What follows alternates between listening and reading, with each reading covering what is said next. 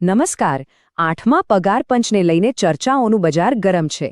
તો આજે આપણે એક નિષ્ણાત અર્થશાસ્ત્રી આલોક જોશીના વિશ્લેષણ પર નજર નાખવાના છીએ. એમણે પગાર અને પેન્શનમાં કેટલો વધારો થઈ શકે છે તેની એક રસપ્રદ આગાહી કરી છે. તો ચાલો સીધા મુદ્દા પર આવીએ અને સમજીએ કે આ આંકડા શું કહે છે અને ભવિષ્યમાં શું સંકેતો મળી રહ્યા છે. તો એ સવાલ જે લાખો કેન્દ્રીય કર્મચારીઓના મનમાં ઘૂમી રહ્યો છે, આખરે પગાર અને પેન્શન વચ્ચે કેટલો, ખરું ને? કારણ કે આ એક એવો સવાલ છે જેની સીધી અસર જીવનધોરણ પર પડે છે. અને આ રહ્યો એનો જવાબ, 15થી 25%. હા, તમે બરાબર સાંભળ્યું. આલોક જોશીના વિશ્લેષણ મુજબ મોંઘવારી ભથ્થાને બેઝિક પગારમાં ભેળવ્યા પછી એની ઉપર 15થી 25%નો વાસ્તવિક વધારો જોવા મળી શકે છે. પણ સવાલ એ છે કે આ આંકડો આવ્યો ક્યાંથી? એ સમજવું ખરેખર ખૂબ જ રસપ્રદ છે. હવે આ ભવિષ્યવાણીને સમજવા માટે આપણે થોડું પાછળ જવું પડશે, એટલે કે ઇતિહાસમાં. કારણ કે કહેવાય છે ને કે ભવિષ્યનો અંદાજ લગાવવા માટે ઇતિહાસ આપણને ઘણું બધું શીખવી શકે છે. તો ચાલો જોઈએ પાછલા પગાર પંચોની કહાણી શું છે. જરા તફાવત જુઓ, ખરેખર ચોંકાવનારો છે. એક બાજુ બીજું અને 7મું પગાર પંચ, જેમાં માંડ 14% જેટલો વધારો થયો. પણ પછી જુઓ 6ઠ્ઠું પગાર પંચ, સીધો 54%નો જંગી ઉછાળો. આ શું બતાવે છે? એ જ કે દરેક પંચની ભલામણો અને પરિસ્થિતિઓ અલગ અલગ હોય છે. ઓકે, તો ચાલો હવે પાછા મૂળ વાત પર આવીએ.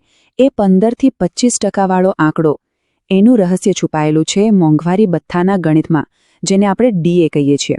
આને સમજ્યા વગર આખી વાત સમજવી મુશ્કેલ છે.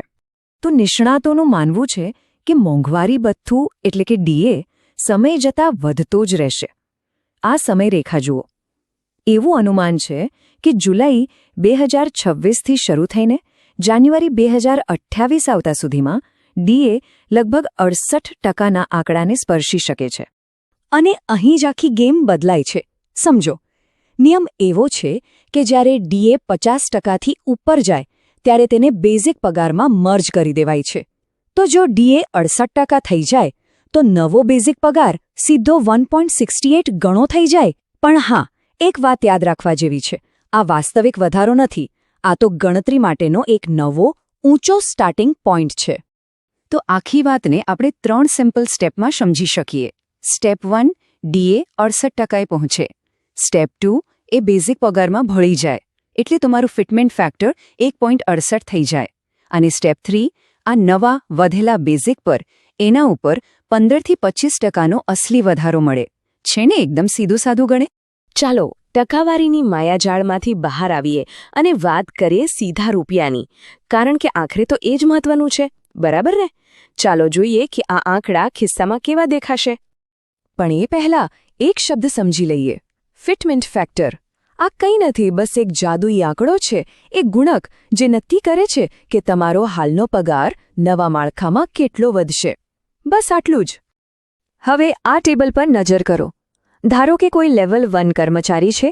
જો 15%નો વધારો મળે તો નવું ફિટમેન્ટ ફેક્ટર 1.83 થઈ જાય અને નવો પગાર બને લગભગ 32,940 રૂપિયા. જો 20% વધારો મળે તો એ આંકડો પહોંચે 33,840 પર. અને જો કિસ્મત સારા હોય અને 25%નો વધારો મળે તો પગાર 34,740 રૂપિયા સુધી જઈ શકે છે. પણ જરા થોભો, આ બધું તો થયું ગણિત, એક્સપર્ટનું અનુમાન. આપણે એ ન ભૂલવું જોઈએ કે આ માત્ર આગાહી છે જે ભૂતકાળના ડેટા પર આધારિત છે.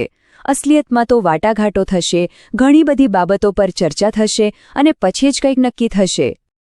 જુઓ, અહીં સિક્કાની 2 બાજુઓ છે. એક બાજુ છે કર્મચારી સંઘ.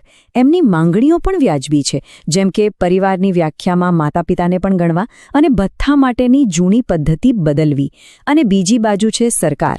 સરકારે પણ આખા દેશનું વિચારવાનું છે. અર્થતંત્ર પર કેટલો બોજ પડશે, બીજી યોજનાઓ માટે પૈસા ક્યાંથી આવશે, આ બધું સંતુલિત કરવું પડે છે. તો અંતે આ વિશ્લેષણ આપણને એક મોટા સવાલ પાસે લાવીને ઊભા રાખી દે છે. શું સરકાર એટલી ઉદાર બનશે કે ધનની વર્ષા કરી દે? શું નિષ્ણાંતનું ગણિત જીતશે કે પછી સરકારી તિજોરીની વાસ્તવિકતા અંતિમ નિર્ણય પર હાવી થશે? આનો જવાબ તો સમય જ આપશે. પણ એ જોવું ચોક્કસપણે રસપ્રદ રહેશે. લેટેસ્ટ અપડેટ 13 સાથે જોડાયેલા રહો. સાચા સમાચાર, સરકારી અપડેટ અને મહત્વપૂર્ણ માહિતી માટે ચેનલને સબસ્ક્રાઇબ કરો અને બેલ આઇકન દબાવવાનું ભૂલશો નહીં. Stay update, stay smart.